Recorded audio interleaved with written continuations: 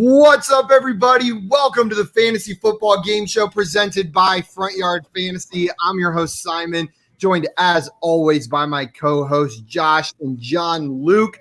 Let's go. Today for a Tuesday edition of Mock Draft Monday. We're Tuesday. Mock Draft Monday. It's just the Tuesday edition. Is our special guest, Sam Wagman, a.k.a. Swagman95 on Twitter. He is a contributor for Ball Blast and for Football Guys. What is up, Sam? Welcome in. Yeah. I mean, just another nice Tuesday. I had to do some, maneuvering with the schedule around to fit this time slot. I mean, I don't think I've ever done a podcast in the daytime before, which is, awesome. I'm blessed to be able to, make content whenever I'm able to push things around. But I'm really thankful to be on the show. Love all you guys, and thank you guys for having me. Absolutely. Thank you so much for coming on, man. We appreciate you taking the time. I know this time slot isn't convenient for everybody, so it means a lot that you carved that time out to come in mock draft with us. That's what we're all about. We're all about creating new experiences for people, Afternoon, never stream during the afternoon. Here, we got you. We're like the experimental phase of college, but for fantasy football. Yeah. I like that. With a big old wink. Jay Wall said, Mock Draft Tuesday, sign me up. Craig said, you signed yourself up, man. Jay Wall, come on. You signed yourself up. Z2 said, Pink Floyd's division in the house. I think he meant to say Pink Floyd. Not sure, but we're in the same division for the Scout Fishbowl. Yes. Nice. Two Pink Floyders. Sam, what division are you in again? I know you said it, but I can't remember. I'm in the Red Hot Chili Pepper division. That division is stacked. Sam Wallace is in there. Jem Piacenti's in there. Bo McBrayer, myself, Duchesne's. We got a lot of people in there, and then I know some of the fans, and they're also good. So I mean, that's a loaded division. I can't remember. I might have made Red Hot Chili Peppers my other band I put in there. I can't remember if I was trying to decide between them and Pink Floyd and one other, but I might. I was pretty close to being with you there. It sounds like. Yeah. I think the Fish division is like super stacked. There's someone in my 4-spot league group chat. And he was like, "Oh God!" And he sent like a screenshot, and it is insane how many. Isn't that the one that Sigmund Bloom and Sigmund Bloom? We Yeah, got Sigmund Bloom, Will Brinson from CBS, Steve Gardner from USA Today, Pat Dorman from Establish the Run, Jay Lefko from Fantasy Pros, Howard Bender from Rotobuzz Guy, Fantasy Alarm. It is stacked. I would not want to be that a stacked one. Easy one. Easy one. What's up, Swamp? Welcome in. He says, who dat? But then he said, at work, so I cried. Swampy. We cried too, Swamp. Man, Swamp, you've probably delivered 1,000 sandwiches this summer so far with the amount you're working. 0 to me. I want a sandwich count. Also, Anthony, we did a 100-yard rush yesterday to determine who won the Scott Fishbowl spot from our channel, and your boy Anthony came in dead last, absolute last in the whole race. It was actually impressive. It was almost a wire-to-wire last place as well. He just wasn't moving. Anthony, you gotta up your speech game. Your runner didn't have the motivation necessary. So next time, make sure you're giving him that proper motivation. A little bit of anger, but like mostly love, but in a loud, angry voice, and that should get the job done. What's up, Jay? Welcome in. Said, what's up, Front Yard fam? Hey, Jay. And throwing Josh some compliments, saying you look extremely. Hey, man. Yeah, had to do a little work today, so just wearing something to look good. I had to hop on a couple webinars. Something to look people good. Put some pies. You know how it goes. Impress some people. Jay, we will do our best. Me and Sam will do our best to rep the 12s in the Scott Fish Bowl. Jay is also a 12. And Jay Will said Beyonce greater than all. Jay said Mouse Rat greater than all. Yeah, well, Alicia Keys greater than Mouse Rat and Beyonce. Fight me. I'll fight on that one. Debatable. Yeah, I don't know if you can pass Beyonce there. David Bowie, 101. She is the queen. Hey. Jail, if you say Bowie one more time, I'm going to throw you off a bridge is what's going to happen. I got so mad because I was saying David Bowie yesterday. There is a place in Maryland called Bowie, Maryland. Bowie, it's Maryland. spelled the same way, but My cousins are from. Bowie Bay Sox, minor league team. Yeah, well, that doesn't affect his name that much. Jordan said, I'm not saying I missed out on the mock draft because I was pooping, but I'm not saying I missed out on the mock because of it. You know what? It happens. What are you Jordan. doing while you're pooping, dude? Like, I know. I don't know about you, Reading but like, I'm kind of on my phone a lot of the time. There's been way too much poop talk lately in the group chats. Oh. I thought you meant. I was like, have you been watching our show? It's a very normal amount. Beyond what I've heard from here as well. So very usual amount of poop talk for us. It happens. If you're friends with me, it's a large part of my life. So and I share everything that happens to me. So that just ends up coming out. Z2's a Joe. You better draft well. This is practice for both of us. So just an update for everyone. We are not doing a Scott Fishbowl mock today. We are doing a PPR redraft. We will likely do a Scott Fishbowl mock next week or the week after. But this week we are doing another PPR redraft mock draft league. Just 1 quarterback, 2 running back, 3 wide receivers, tight end, flex, and then 4 bench just because of time limitations. But and Craig said David Bowie keeps you afloat when you are under pressure. Dave Bowie. I see what you're doing there. I see it. It's in the song, and it's a whole thing. Unexcusable, Jordan. Inexcusable. Okay, guys. Unexcusable. No I say we go excuses. ahead and get started with this mock. It is full now. The last spot has been filled. Z2 said, never mind, draft poorly again, John Luke. I am not drafting in this one. I'll be commenting on it, just ripping JL's draft apart as he goes. JL, you are drafting from the 4 spot, Josh from the 7, and Sam from the 10. And we've got the rest of these spots filled up with you awesome people. So I say we go ahead and get started. You guys ready? Yeah. Remind everyone watching, this is PPR redraft. That's what we're doing. No super flex. Hear that, Swamp? Swamp. This is not super flex, Swamp. Don't draft Mahomes. Don't draft Mahomes at 2. Yeah, well, you good can. advice, JL. You can. Hey, I mean, he's going to score a lot of points. He's going to be Swamp's going to be upset about it if he does. He's done that before. Yes, we're just trying to save him. And then Jordan said, is anybody looking for a co-owner on the mock? Craig, you usually need help when drafting. And Anthony said co-owning a mock draft. Now I've seen it all. What do we tell you, Sam? We're all about experimenting here. New things. You can try them every day. We'll co-own a mock draft. We'll get Jordan into the stream, and then he can make our decisions together. Yeah. We'll just talk about it on stream. Actually, that's the way to do it, kind of. It will take way too long, but Scott's in here first. Hey. The chat was getting like empty. I was shocked that we had gone 10 minutes without anyone commenting. Thank God you showed up. Very worried. That would have sucked, Scott. I also get on YouTube and being first myself, but Scott, you got it. Thank God. It's impossible. You can't beat him. So for this draft, I think I'm going to try something a little bit different because, we always say mocks are for trying new things. I'm going to do it. I'm going to go 0 RB. We were talking about it yesterday. I just want to see what it looks like. And I'm going to be fluid. I'm not going to lock myself in anything, but I am locking myself into not picking a running back in the first 4 rounds or so. So let's see how it goes. Interesting. Oh, boy. I'm currently doing an underdog draft where I am going full 0 RB, and we're currently 4 rounds in. I've picked 4 wide receivers, and I'm scared out of my mind. It's terrifying, right? You really gotta get a little lucky. You gotta get a little bit lucky when you go 0 RB. A little bit. Shane said, swag, man. You got a hype squad there in the chat. And then Jay said, Josh, how could you betray me? And Shane said 0 RB with a vomit face.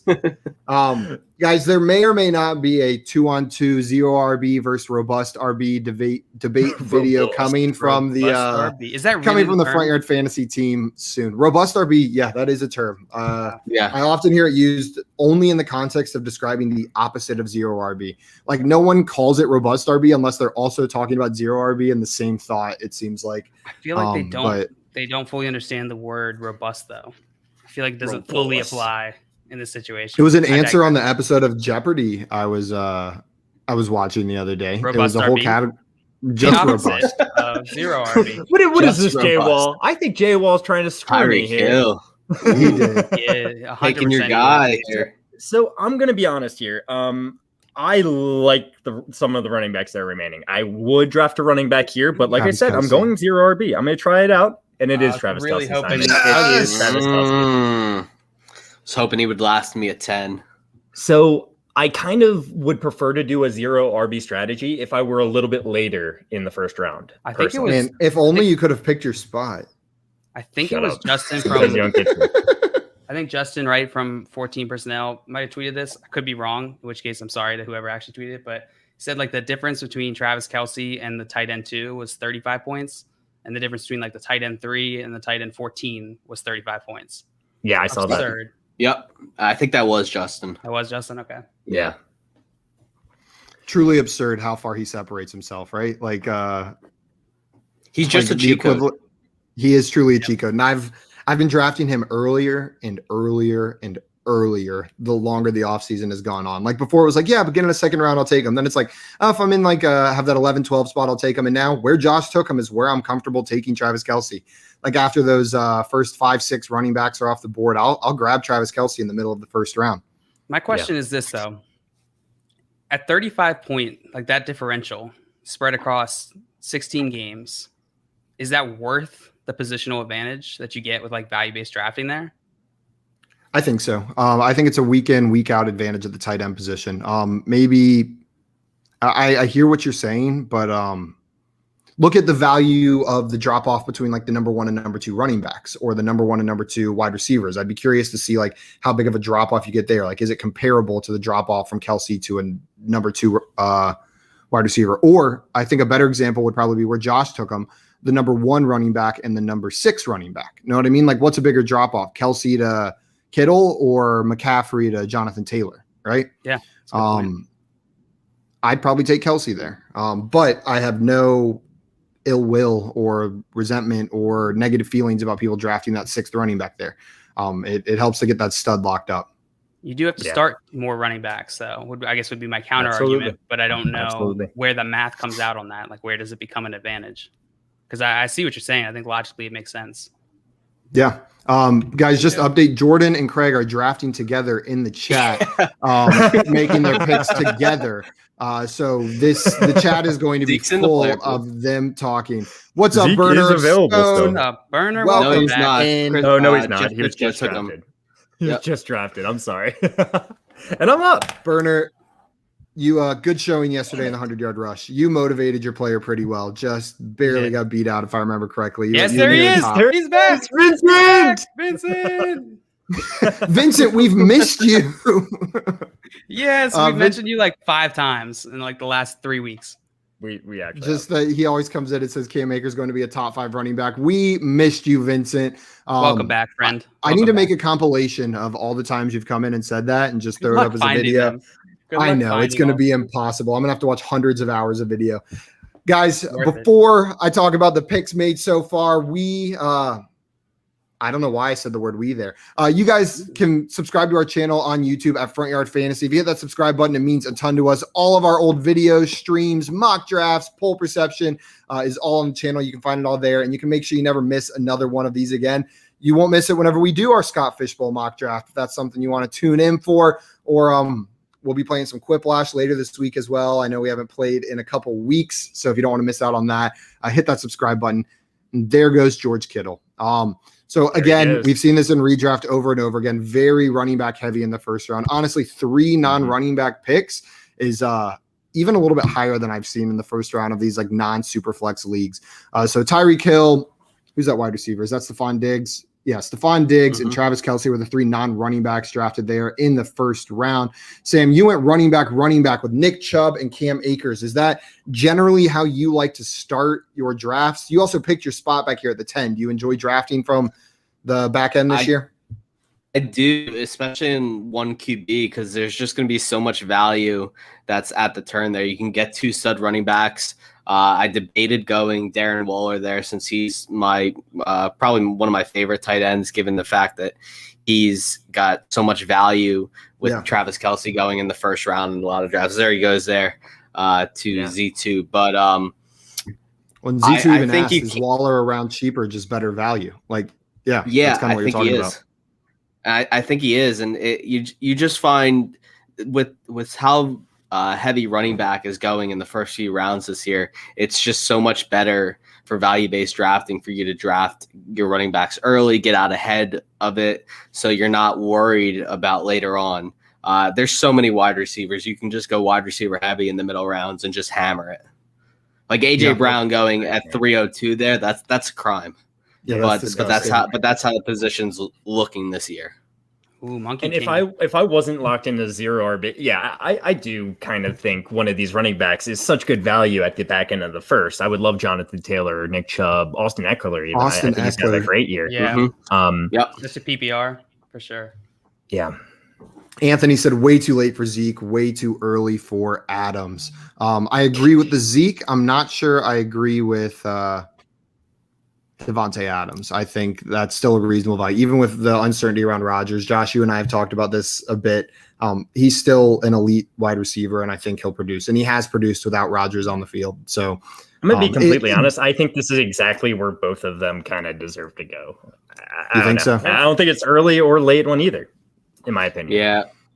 I threw Zeke down in my rankings this year just because you don't know what he's doing this year with Dak. I think that's going to be much more of a heavy passing offense than everybody thinks.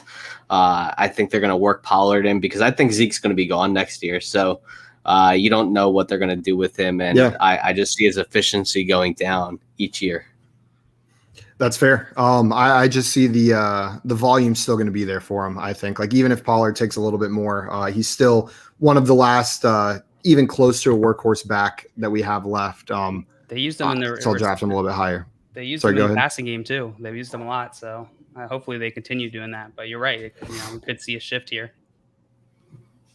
Yeah, we'll see. D. Mendy says the swag man in the building. Indeed, he is. What and up, we David? got JR saying swag man as well. Man, you got a whole squad in here supporting you in this mock draft, Sam. Yeah. And Craig said, this is what we call a Zeke sneak. Indeed, it was a sneaky. We got Troy King in the chat. What's up, Troy? Welcome in. Hey, glad to have you Troy? here. Troy is also part of the 12 spot group. He's drafting from the 12. Scott Fish is in there. Steffi Smalls. It's a solid group of people all drafting from the 12. And then G-Man J, as we mentioned. And then Vincent, I think this was his initial question whenever he came in here, if I'm not mistaken, was a trade question where he traded Akers for Calvin Ridley, Devonta Smith, Tony, Andy Dalton. Boy. Yeah, take the package. Take the package. I would and that's not me hating Cam Akers. Package 100%. Yeah, I would take Ridley over Akers straight up. Yep. And that's a fair argument. Other pieces on top of that's an extremely fair argument, and I would too, actually.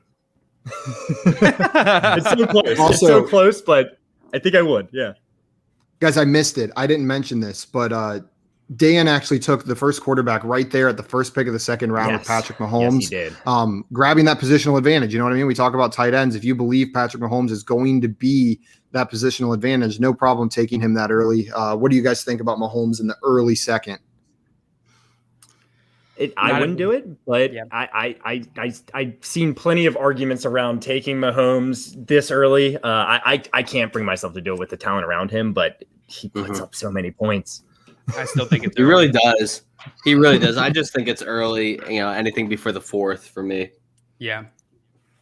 Also, Joey, stop it. He said, is this a draft for players or handsome streaming talent? What a room. Man, you're just trying to flirt with me. And you know what, Joey? It's working. Keep throwing the compliments this way. It'll butter me right up. Anthony said, if you think Zeke will be gone, they will run him to the ground.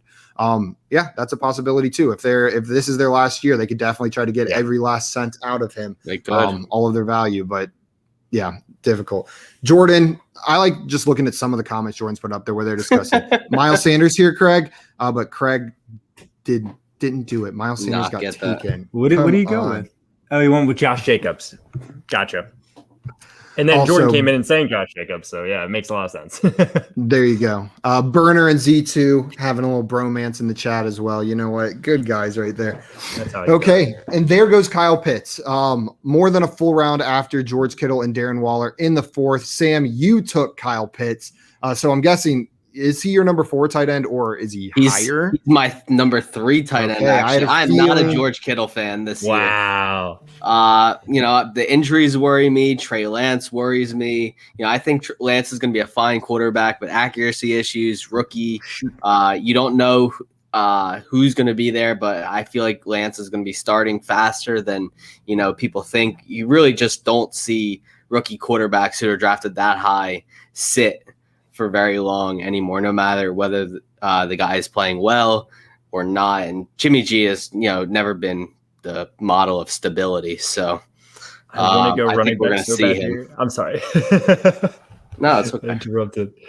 Yeah, no, that makes sense. I'm a bit worried about Kyle Pitts, and that's not me not loving him. I love him so much, like unbelievably so. I'm just like, you're betting on a historical outlier, and he very well could do it. If I had to take a bet on a rookie tight end from the last 10 years to do it, it's Kyle Pitts. But man, I think I'm just going to take the L if he does show up this year. I think I'm just going to miss on Kyle Pitts in redraft this year if he is the guy that we're hoping. Just because I'm too scared to draft that rookie tight end that high. Know what I mean? But Sam, you believe in him. Calvin Ridley, Russell Gage, Mike Davis. I don't know. I love that entire offense. Hayden Hurst. Yeah. That entire offense I think is great. So yeah. They're going to put up fantasy points. Scott said, Simon out here trying to make Kamara jealous with his Pitts talk. Yeah, is it working? Pass this on to him that I love Kyle Pitts. We had a question from Uneasy Ally. Says they're keeping Jonathan Taylor for $26. Who should I keep as my other keeper? AJ Brown for 31, Ridley for 30, or McLaurin for 19? McLaurin for me. Probably. Yeah, how much money is your total budget? Yeah, that would make a difference. But as far as value goes, I'm going to go Terry McLaurin most likely. I could see the case for keeping Ridley, though, at $30. Sam, which one of these players are you keeping? I don't know. I'm a little more bearish on McLaurin this year than most people are. Most of the fact is that, I don't trust Ryan Fitzpatrick as much as I love him and I'm taking him all over the place in best ball. But you're betting on a guy who hasn't played 16 games in 6 years. There it is. I just don't think that we're going to see it that much. I think he'll be great. We just have too much of a historical basis of a Ryan Fitzpatrick game where he throws 6 interceptions. Yeah. So the budget is $200. I would probably, just so you guys know. Yeah, I think I would take Ridley for 30 there. I was going to say if the budget was 100, no, they're already keeping Jonathan Taylor. Oh, sorry. If it was $100, I would definitely go McLaurin. But with the budget being $200, double what I thought, that opens it up for Ridley a bit for me in my eyes. If you're comfortable having a smaller budget left over, I do think Ridley's probably the better keeper. Like if they were all the same price, but McLaurin for budget concerns, great value. Ridley probably best player to keep out of those three for redraft this year. Mike T has another question for us. Carson or Montgomery for this year, was having trouble deciding. John Luke, which one of these guys do you prefer for this year? PPR? I'm assuming so. Chris Carson or Montgomery. We talked about Montgomery a lot on the stream. I'm definitely risen on him in the offseason. I like Fields being there. I think that's a great move. I like all the moves that the Bears have made this offseason. I think Chris Carson's pretty underrated this year as well, though. I would probably put Carson a little bit ahead of Montgomery, but they're in the same tier for me. It's pretty close. Sam, what do you think? Oh, I'm 100% Chris Carson. It's not even close for me. David Montgomery doesn't deserve to be in the RB2 conversation at all. Wow. RB2? Yeah. You think he's outside of the top 24? Oh, yeah. I don't think you can depend on the guy. Everyone's overrating him because of last year's finish, but I mean, he played the easiest schedule in the NFL, arguably one of the easiest running back schedules in the last 5 years. So, you can't trust that. And he's been inefficient in years past. And I'm just not with it. I haven't been a fan since he was drafted, and I'm not going to start now. And I'm a big Chris Carson guy this year. So, like you guys said, he's very underrated. They're drafting him at RB22. He could finish in the top 15 pretty easily. Yeah. I've been shouting about Chris Carson for this year redraft. Let's go. They're in the same tier for me. Chris Carson and David Montgomery are in the same tier. They're comparable players in my eyes as far as where you're drafting them, value wise. I might lean Montgomery just because I feel more safe with his volume. I just feel a little bit more safe with the David Montgomery volume on that team, even with Cohen coming back. But again, they're in the same tier for me, very, very close. I lean Montgomery. Sam leans Carson. JL, did you give a final answer? I said Carson. Carson. By a little bit. And Josh, what about you? Chris Carson. But they aren't super far. 3 Carsons and a Montgomery. Assuming this is redraft. I mean, you just said this year, so. Yeah. Anthony said J-Wall is killing this redraft. draft. Yeah, Chris Carson will kill it this year. Yeah. Jordan said, Simon, it's not an L. He's going where the tight end 4 should be going. And yeah, I completely agree with you. He's going where the tight end 4 should be going. And I'm saying I will not be drafting him as the tight end 4. So I'll take the L by not having him on my team if he kills it this year. Like I will not be drafting him at that price. And if it blows up, which I'm hoping it does for him, I'll just have to sit on the sidelines and be jealous of all the Sams in the world that have Kyle Pitts on their rosters. Burner said Carson in redraft for sure. He agrees. And then Jordan, Sam, I believe he has a question for you. He says, so are you down on JT with how easy his stretch was? Yes, I am. Okay. Hey, Sam. Lamar. And then Craig said, what are you thinking coming up, Jordan? Come on, Jordan, let us know. What are you thinking? And then J-Will said Hawk getting the most targets for the Lions this year. Yeah, Hawk. It was a good pick. Yeah, I like that pick. I'm rising on Hawk. Well, I was already high on Hawk. I'm not sure I'm rising. I just love TJ Hawkinson this year. And we're starting to see some more quarterbacks go. Josh Allen and then Josh Allen drafted Lamar Jackson in the 5th round. Total switch for Josh usually. This is not what I do. I hate this. This feels very strange, but hey, let's see how my team looks at the end. I know my running backs are going to be ugly, but I'm going to load up on them pretty soon. Because we've been mock drafting every week, I feel like I know both of your guys' like patterns and tendencies so well. I don't think we can do leagues together anymore. David said, I'm a big at FYF Josh fan, but I don't have the huevos to go 0 RB like this. We're all big Josh fans. Neither does Josh. He is sweating there with every single pick that he's doing. Even in a mock draft, the huevos are not there. David, this is what mock drafts are for. I'm trying these things out. I'm really trying to figure out how much I hate it, and I don't absolutely hate it. I just kind of hate it. So, how robust are your huevos, Josh? Oh, so robust. Mucho grande. I go 0 huevos. Josh goes robust huevos. I'm somewhere in the middle. I'm looking at some of these teams right now. We've got some interesting ones. So, Josh, you're going 0 RB. There is a team that is going 0 wide receiver so far. I didn't even notice. The mob rule has Derrick Henry. Yeah, Thema Brule, as you guys pronounced it, like the week I was gone or whatever. You didn't realize maybe it could be normal words. Derrick Henry, followed by George Kittle, Clyde Edwards-Helaire, David Montgomery, and then Josh Allen in the 5th. I'm curious to see how that wide receiver course shapes up because Sam was talking at the beginning. There's wide receiver value to be had in these middle rounds. You can find top 24 guys here in these middle rounds. Yeah. And I was just talking about it last night a little bit. The big reason why I don't like 0 RB and why I wanted to try it out today just to see how it goes is because of those middle rounds wide receivers. You can load up in the beginning with these stud running backs, and then you're still getting such good value at receiver still. Look, I mean, we just saw Adam Thielen, Tyler Lockett, Corbin Sutton off the board. These guys are still studs, and we're getting them late. This does feel it's like kind of nuts to me. Go ahead.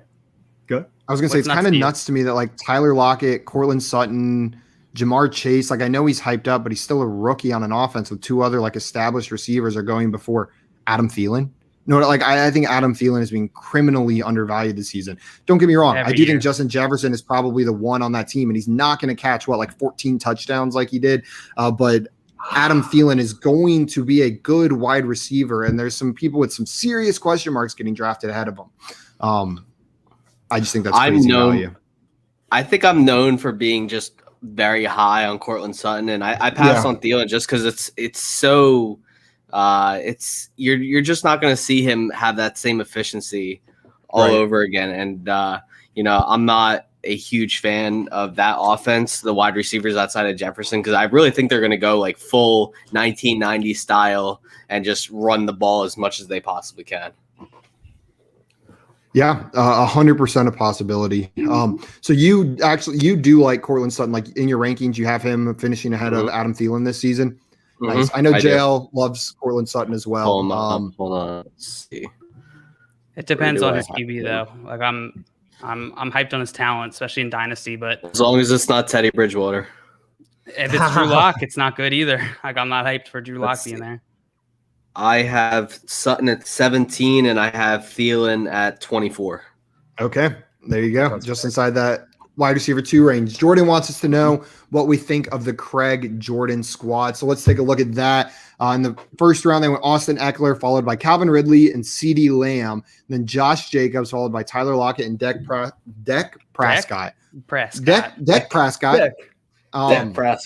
Yeah. Big Dak Prescott. I love this team so far. Like truly. I think you got 2 elite wide receivers with Calvin Ridley and CeeDee Lamb. I am so high on CeeDee Lamb going into the season, and then stacking him with Dak Prescott and still managing to get Josh Jacobs as your RB2. I think the hate on Josh Jacobs because Kenyon Drake is there is just a little bit too high. His volume was insane last year, and it's going to be insane this year. Like, that's how they like to use him. He's going to get that volume. So grabbing Josh Jacobs in the 4th as your RB2 is insane to me. What do you guys think about that team? That's a good team. Jacobs gets too much hate. It's a really good team. He gets way too much hate. I mean, his role is not going to change at all. His role is going to be the exact same as it was last year, and maybe they'll let him run a little bit more. Kenyon Drake isn't going to take any rushing snaps away from him. And I love Kenyon Drake. Like, I do love Kenyon Drake, but I'm not worried about him impeding on Josh Jacobs' value there. Jordan wants to know, Simon, when you disappear, where the hell do you go, and why can we still hear you? I go to the Upside Down, and that's because Wi-Fi still travels through the Upside Down, so it doesn't cut out my audio. Science. And then Jordan said J-Wall has a value team. I love it. Where is J-Wall's team? Where is he picking from? Really? Right there in the middle. The 106. Josh, you want to give your thoughts on J-Wall's team? I just think it's a pretty team. It's so pretty. His wide receivers are stacked. Honestly, they're just as good, if not better than mine. And I'm going 0 running back. TJ Hawkinson, I'd much rather have Travis Kelce than TJ Hawkinson. But if there's anyone with the upside to kind of match what he's doing, take that jump. Kind of take that jump. I think it is TJ Hawkinson. He could get just as many targets this year. They're not going to be nearly as quality, and it could be ugly at times, but his receivers are stacked. As long as he can figure out that second running back, this team's looking good. Yeah, 100% agree with you there. Okay. Mike T wants to know, they're paying Drake $11 million to do nothing. That is a good point. They'll do something. They'll do something. Yeah, you got to follow the point. I'm not saying he's just going to sit on the bench the entire time. No, I didn't say that. If anyone said that, it was me, not you. I was asking if you had any thoughts on what they were saying there. Or I guess a better question, I think what Mike's asking is, like, if we're not envisioning Drake taking away the value from Jacobs, what do we envision his role is? Because they did pay him $11 million, right? So if we're not worried about him taking away value from Josh Jacobs, what do we view him as doing on that team? Josh Jacobs wasn't the only running back on that team receiving carries or targets last year, right? Like, Jalen Richard was actually startable in quite a few weeks last year. Kenyon Drake may take on a slightly larger Jalen Richard style role on that offense. Sam, you agree? Yep. And I really do think he's just I think he's a more efficient version of Richard. I don't think he's going to do nothing in the rushing game. He'll probably see 5-6 carries a game, but I don't see him cutting into Jacobs' workload. They're still going to run Josh Jacobs as much as possible because he's the guy there. He's the guy they drafted in the first round. And you're going to pay Kenyon Drake to be a nice change of pace option for you. He's not a 3 down back. He's just not that guy. He's been largely inefficient when placed in that role, as we saw last year. So, that's my thoughts there. And then we saw Drake with Miami. He wasn't that guy. He wasn't getting all the carries in the world, but he was efficient, like you said. So they'll use him and he'll be efficient.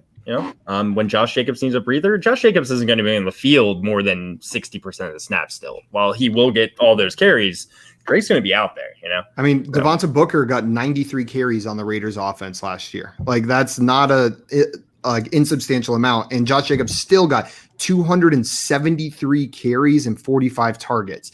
So Drake wasn't healthy. And wasn't entirely healthy. Yeah.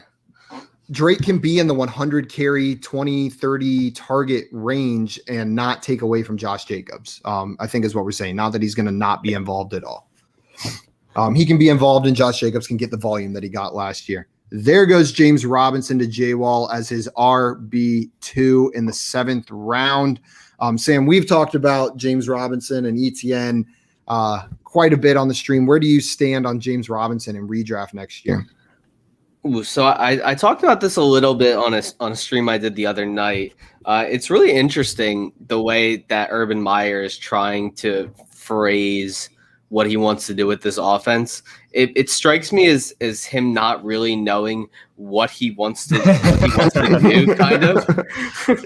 Yeah. I think he's gonna try. He wants to keep James Robinson involved in this offense. Everything he said so far makes it feel that way. And let me just make. Yeah, I was about to say you're on your pick if you need to pause, and we can throw Josh in there if you want for a second. Josh, your thoughts on James Robinson in the 7th? James, I just called him James. James Robinson. James Robinson.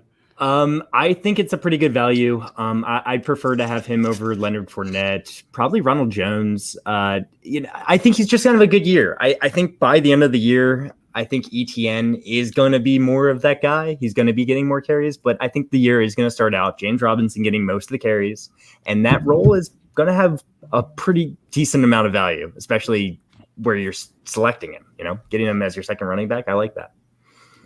Yeah, and I want to build on what J-Wall said there because, Urban always did use 2 tight ends or 2 running backs, sorry. So I think ETN's going to play a very heavy passing down role for this team, but he's going to split carries with James Robinson as on rushing downs as well. So I think you'll see ETN finish ahead of Robinson, but I want neither part of either of them in this offense this year. Yeah. Makes sense. Mike comes in with a counterpoint, says, I think the Raiders giving no-name people touches is significant because imagine what they're going to do when they get it back like Drake to back him up. That's another way this could play out, right? There's multiple ways you could look at this situation and read it. I read it as they wanted a better back to be the change of pace back compared to Jacobs. They wanted Drake to come in and take over those Devonta Booker, Jalen Richard carries. But I 100% see what you're saying. They could say, we need someone who can take some of this load off of Jacobs. Let's bring someone in who can handle it because we know Booker can't. Definitely another way to look at it. I think for the time being, at least, I'm still looking at it the other way. I just imagine Drake taking over that role as a more competent change of pace back. But 100% it could play out that way. This is a game of probabilities, and we're trying to decipher coach speak and previous year statistics to project what's going to happen. But again, none of us really know. Just taking our best guess. Oh, I know. Jail knows. Okay, Jail, illuminate us. How are they going to use Drake in Oakland? Illuminate. They're going to use Oakland. They're going to use Las them well. Vegas. Oakland. They're going to in Oakland. Yeah, they forgot to tell him they moved to Las Vegas. So Drake has just been sitting by the old practice facility in Oakland. Just waiting for someone to pick him up for practice. Coach? Also, Melvin Gordon in the 8th round to Craig and Jordan. I love that pick. Anthony said, ew. Yeah. I guess he doesn't love it, but man, Sam doesn't like it either. I think Melvin Gordon's going to eat next year. I guess by the end of the year. Sam got Javonte a little bit earlier, so yeah. Sam doesn't even think Melvin Gordon's going to be on the team after this year. Oh, what? All right. After this year, you said, or I think he could get cut, but I think it's more likely that he stays on the team this year, but is literally phased out of this offense by midseason. Yeah, I can agree with that 100%. Yeah. I think there's a very real scenario where Javonte shows he's the better back and by the end of the season takes over. But I think to start the season, first 5-6 weeks especially, Gordon produced last year and he's going to produce again until he's usurped. I don't see Javonte taking that role immediately. At least that's how I view the situation going. Scott said, I walked away for 20 minutes. Glad to come back and hear you are still talking about Drake. Oh, yeah. Walked away for 20 more. And we're going to be talking about him again. This is a Kenyon Drake podcast. Jordan said it was RB34, Simon. But then he meant Sam. He said, sorry, Sam. Damn you, Josh. You what, Mostert? Yeah. Yeah. I never thought I'd be upset that I got sniped on Mostert. Right now, what a world! To be too upset, but what a world we live in. I need running backs, and they're drying up, and there's not many left. 0 RB, baby. Robust huevos. Surprised you didn't take Damian Harris over Raheem Mostert. Damian Harris is there. Yep. Thank you. I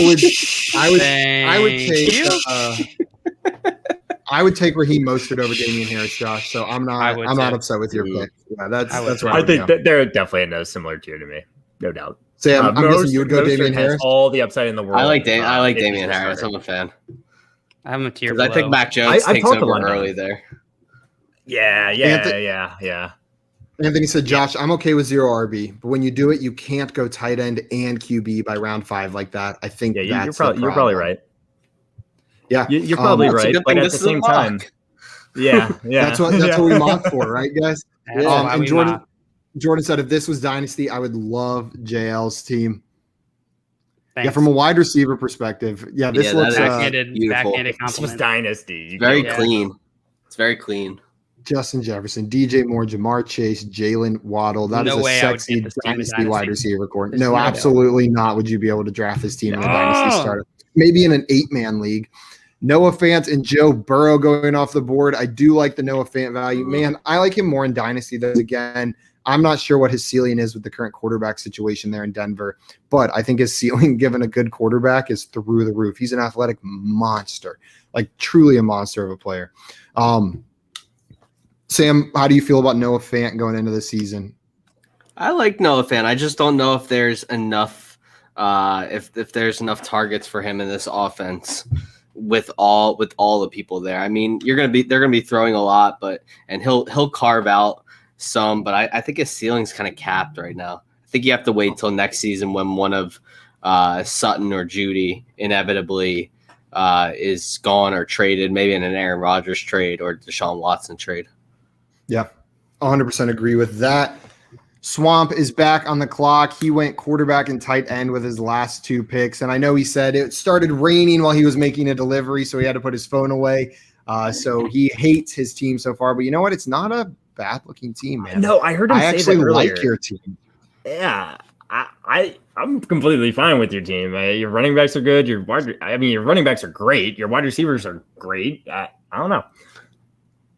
Jordan said, Josh, you were doing as well as you look. Your draft is fantastic. Let's go. Yeah, Josh, I was looking at it. You know, grabbing Myles Gaskin there in the 6th, I think that was the most beautiful running back you could have taken. He's a starting running back, at least for right now, unless they sign someone else. But even if they do, who's it going to be? Todd Gurley without knees. I think Myles Gaskin's still the lead back there if they sign Todd Gurley. Yeah. Which is crazy. He'll at the very least. Can you imagine? A decent amount of work still. Can you imagine believing that a couple years ago? That assuming Myles Gaskin, we probably didn't know he would be. That's what I was going to say. Yeah.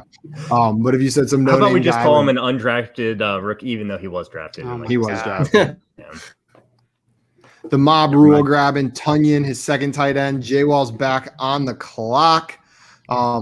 Quarterbacks are starting to go pretty normally now. We had Justin Herbert in round, 7, followed by Joe Burrow in 8 and Tannehill in 9. That order of quarterbacks is a little bit interesting to me. The Joe Burrow, then Ryan Tannehill. Would you guys draft Joe Burrow over Tannehill in a redraft league next year? Joe Burrow over Tannehill. If I knew the starting week 1, probably.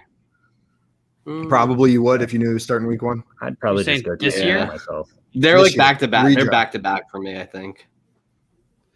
I think I'd go Tannehill. I think Tannehill's been an underrated fantasy monster for the past couple of years. He does have some disappearing act games, but we've still got quite a bit of unknown with Joe Burrow. Yeah, I think I would go Tannehill too.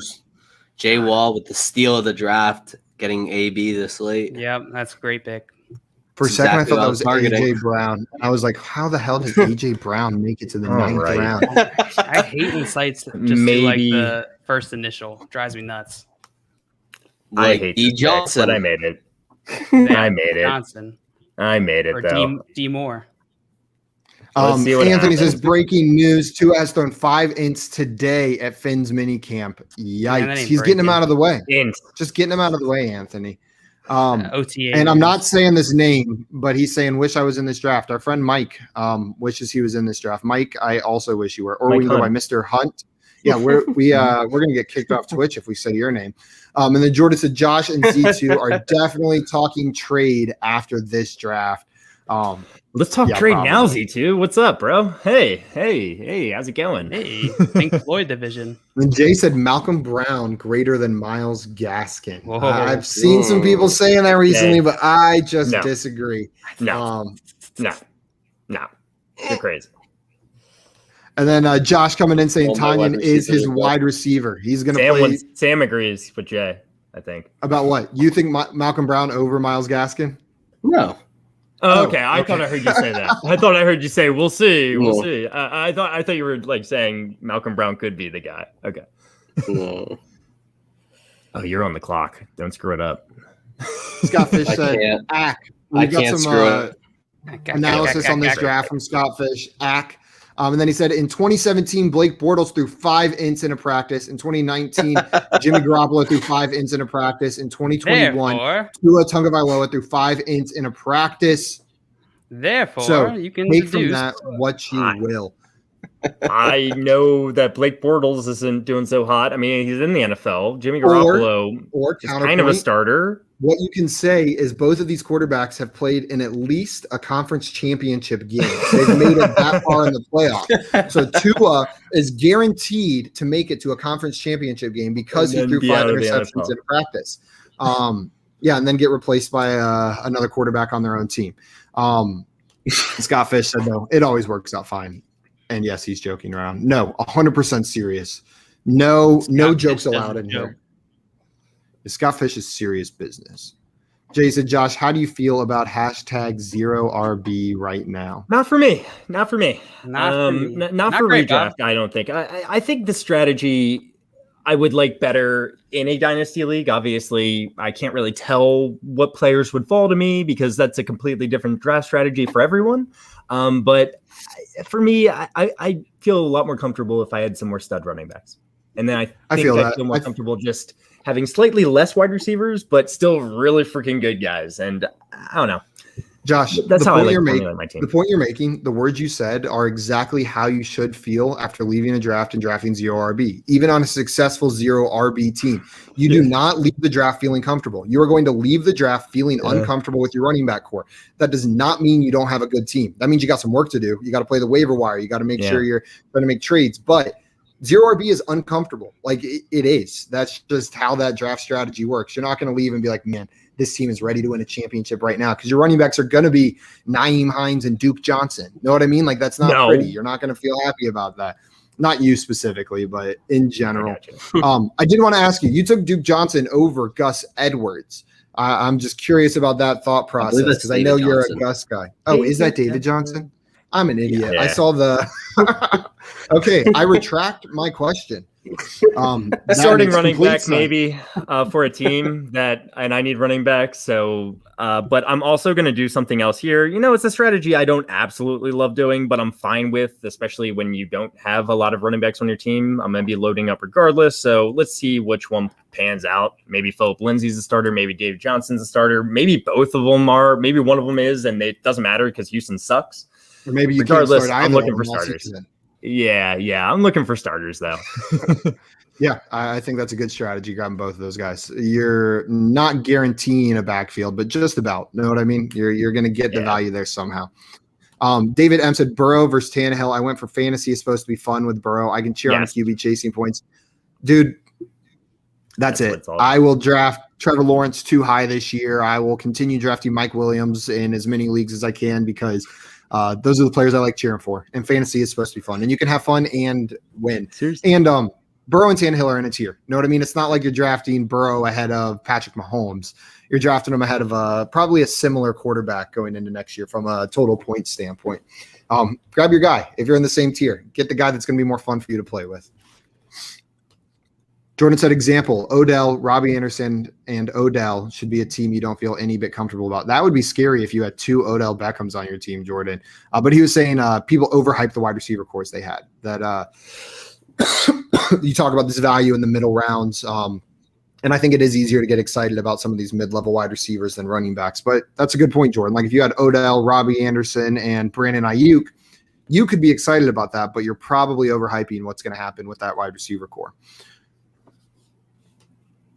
Jay, not in here. Yep. We don't talk about nightmares. Jordan said Claypool, not 2 Odells. Okay, well, still the same theme applies though. So I see his point. It makes a lot of sense. Yeah, Z2 is trying to call your next pitch, Josh. He said Mark Ingram and Rex Burkhead. I read that at first. I was like, "Why?" Oh, complete in the Houston backfield. I get it. There you go. Yeah, you're going to get the whole Houston backfield locked up. And then Craig. That's what I need. Craig wants to know who wants to be Odell's number 2. And you know what? It's been a while since we've made an Odell number 2 joke. That I forgot that whole thing even happened. They're timeless. Man, that is timeless. And then Jordan saying he likes to go one quarterback and go back-to-back tight ends at the end of the draft here. I love that draft strategy this year. And then Jordan said he's specifically talking team 5 right now. 1, 2, 3, 4, 5. The mob rule with Beckham, Claypool, and Anderson. And then they went Mike Williams, my boy. Or JL's boy. JL probably likes wow. him. Odell Beckham. Oh, he actually has Odell Beckham, Claypool, and Anderson. Yeah.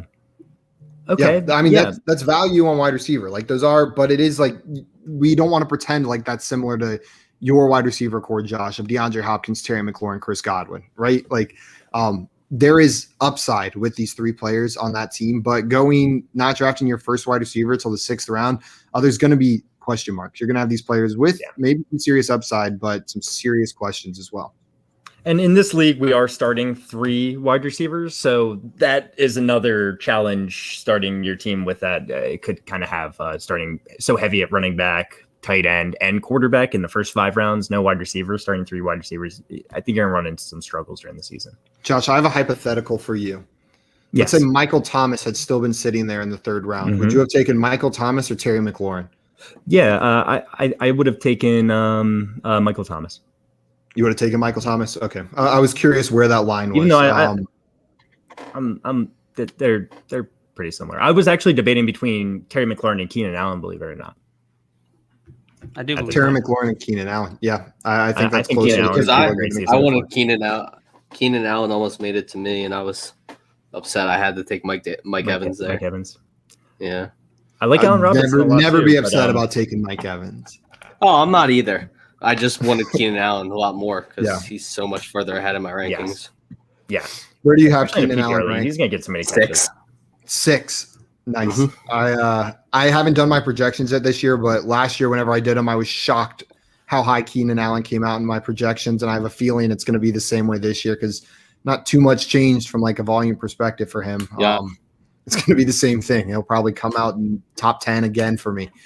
And probably not be drafted top 10. Again, was he drafted top 10 here? 1, 2, 3, 4, 5, 6, 7, 8, 9. He was drafted exactly as the 10th wide receiver off the board. Makes sense. It's about the right range for him. Allen Robinson, 11, Mike Evans, 12, and CeeDee Lamb, the 13th wide receiver off the board. Also, Jordan was asking, would we prefer to have Josh's team or the Mob Rules team? That is an interesting question because one didn't draft a running back till the 6th round. One didn't draft a wide receiver till the 6th round. John Luke, which one of those 2 teams would you rather have at this point? The Mob Rule or FYF Josh? Man, I would rather have Fimo Brulee's team.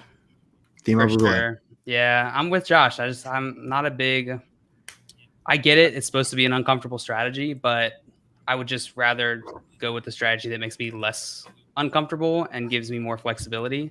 And that feels like loading up on those running backs early and getting this late wide receiver talent is going to allow you to do that. Hopefully capitalize on the upside of some of these wide receivers. Give me Josh's team. I love your receivers plus Travis Kelce plus Lamar Jackson. And then you've got Myles Gaskin, and I believe in being able to piece together an RB2 from the waiver wire or from whatever you're putting together in the draft here. I fully believe you'll be able to fill out that RB spot, and your wide receiver core is insane. And then plus Travis Kelce and Lamar, I'll take your team. So JL would take Fimo Brulee's team. I would take Josh's team. Josh, which team would you take? I mean, I'm gonna sound biased, I guess. I don't even like the strategy. I would take my team, so that says something. I just something about the way that team was drafted is, the David Montgomery pick there. That's where I probably pivot and I go receiver or some other position where I'm fine. I locked in my top 2 running backs, and then I feel comfortable there, and then I kind of grab some depth later in the draft. That's probably how I would have gone. What I would have done there. But I like his team a lot otherwise. But yeah, I drafted these players. Obviously, I like them for a reason, so I would go with mine. And Sam, I'll wait till after to ask you, give you a second to think about it. But then I'm coming to you with the same question. Mike T said, just realized I didn't have a tight end. He said, just realized I didn't have a tight end. You got one more round to fix that, Mike. And Craig and Jordan, they went Gerald Everett, and I'm guessing they're taking another tight end right here. Evan Ingram in the last round. I like that. I like that pick. Gerald Everett, Evan Ingram. Gerald Everett, Evan Ingram. Say that 5 times Gerald fast. Everett, Evan Ingram. I don't like it at all. I would take the Mob Rules team because, for redraft, I love Derrick Henry this year. I love Edwards-Helaire this year. Even though I don't like Kittle, he's still serviceable enough that, I would be okay with him grabbing Josh Allen. 3 rounds later than Mahomes is just nice value to me.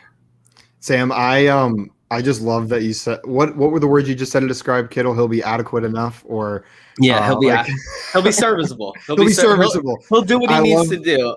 I love describing George Kittle as serviceable. But I agree with you in the sense that I also currently have Darren Waller ahead of George Kittle in my redraft rankings. I don't have Kyle Pitts ahead of him yet. I don't think I will as much as I want to, but I do think Darren Waller is the safer option. George Kittle, safer, and the floor is pretty high, right? Maybe the ceiling is slightly higher for George Kittle, but it's not like you're making a massive sacrifice for the floor of Darren Waller. That floor is pretty damn high for Waller. He's going to continue being the primary target in that offense. I can't imagine a situation where he's not. So I wanted to ask about this. You've got Kelsey, Waller, Pitts, then Kittle, right? So that's your order so far. Who do you have next? Is it Andrews, Hawkinson? My man, we are speaking the same language. I've got Hawkinson next as well. Then is Andrews up 6 for you, or? Yeah, but I haven't drafted Andrews anywhere. I probably won't, just because I've never been a huge Mark Andrews guy. I'm gonna draft Goddard probably ahead, just because I think he's the ready-made. Even though Devontae Smith is probably going to be the number 1 option in Philly, there's a ready-made role for Goddard in this offense, and I'd lean Philly's passing offense over Baltimore's passing offense. So while the two are in similar situations, I'd rather have Goddard. Yeah, that makes sense. I am a bit high on Goddard, probably a bit more in Dynasty than in redraft. I just want to see what that Eagles offense looks like a bit with Hurts at the helm and transitioning Zach Ertz fully out of it. The new receivers. Those offenses are very similar.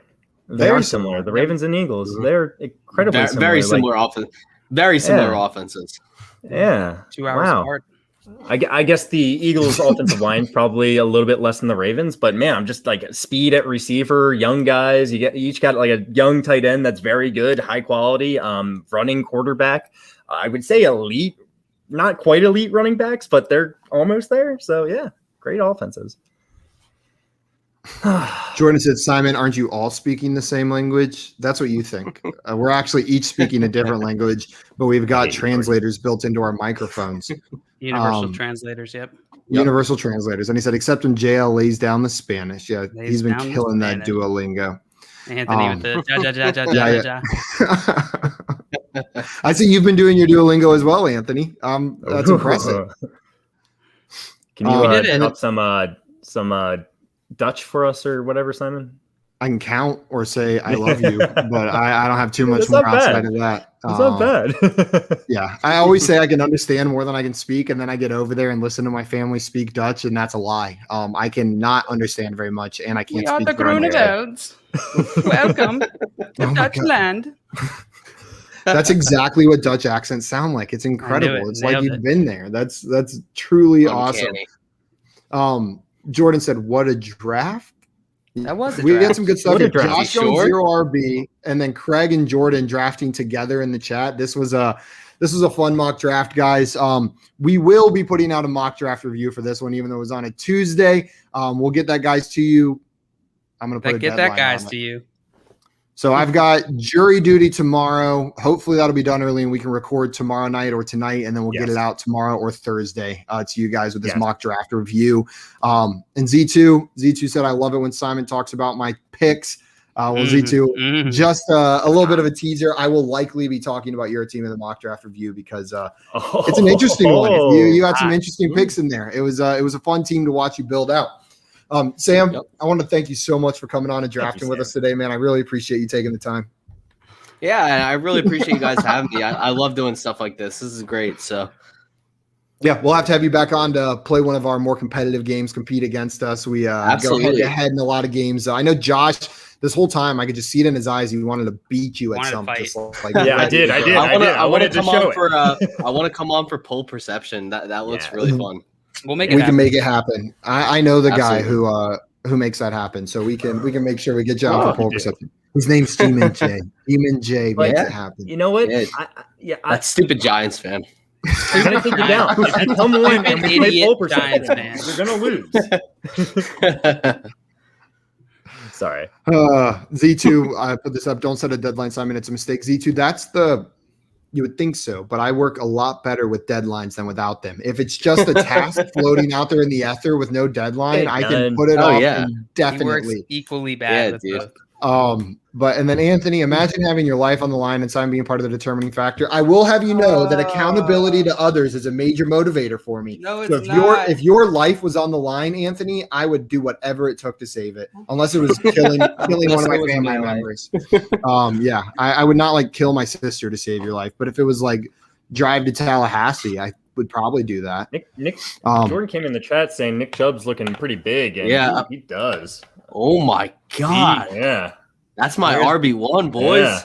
Yeah. Is he your RB1 in this draft? Oh, gotcha. I was about to say, pause everything. Let's have a talk. Also, guys, Jordan sent this to Josh because, quote, he likes those kind of things.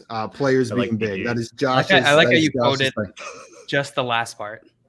Not the first part of what he said, just the last part. Tim said Simon wouldn't even eat ketchup to save a life. Tim, I'll have you know I've eaten a hamburger just to be polite, not even to save a life. So in your face. Okay, guys, I think that's it for us today. Trading makes fantasy fun. Trading does make fantasy fun. Guys, if you do not follow Sam already on Twitter, go check him out at Swagman95. And you can find links to the other shows that he's a part of on there. Sam, where else can people find your content? You guys can find me at Ball Blast Football. You guys can find me at Football Guys as well. And again, thank you guys for having me on. This was an absolute blast. So, yep. Absolutely, man. We'll have to have you back on sometime. Oh. Okay, we're out of here, guys. That's it for us today. We'll be back tomorrow at 3 p.m. Eastern time. I may not be here, but the rest of the squad will be. Absolutely. So we'll see you then. Bird up.